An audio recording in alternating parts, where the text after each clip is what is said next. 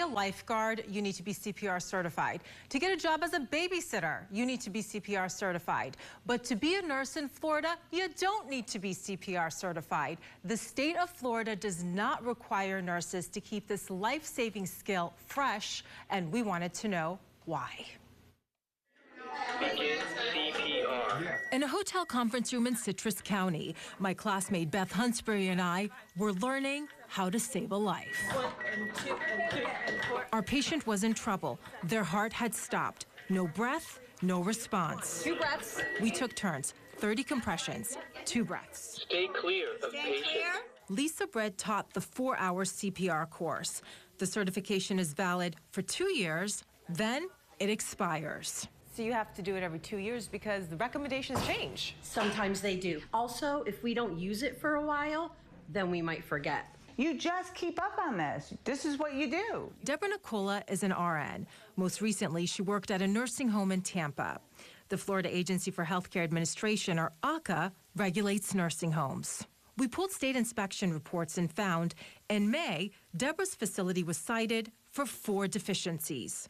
An AHCA spokesman tells me nurses failed to provide CPR upon finding a resident unresponsive. I felt, as director of nursing, there was a delay in care. 80% of nurses in general who work at that building were not certified. According to the inspection report, Deborah told AHCA 80% or 4 out of 5 nurses had let their CPR certifications lapse. Deborah had done an audit after the death. The excuses for a lot of the nurses, well, nobody reminded us. Nurses in every state are to be CPR certified. But is that so?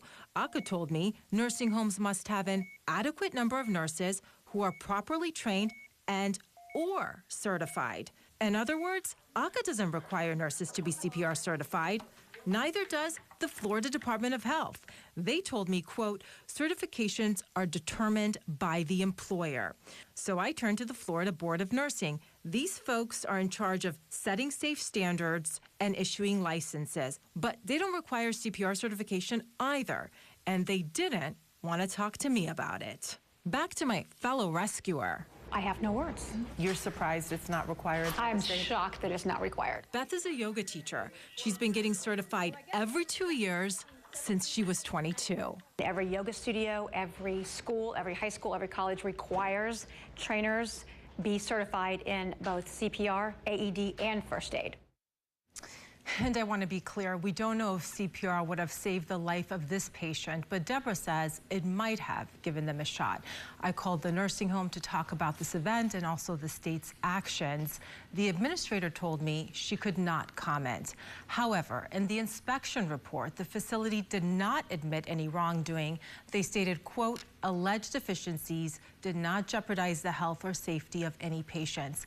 AHCA has issued a plan of correction, and I just want to say I got so much out of that class. I'm so glad that I am now CPR certified. That's good, but nurses learn CPR in school, obviously, but I guess the key here is the retraining, the recertification, and making sure you're up to date, right? Yeah, that's exactly right. I've been talking with nurses about this, and they say that unless you work in the ER, you're really not doing a lot of CPR, and if you don't practice, you could forget those important skills at the worst time. And again, when a heart stops, as you guys said, every second counts. They said within 10 seconds after there's not a pulse, you need to begin CPR. You have 10 seconds.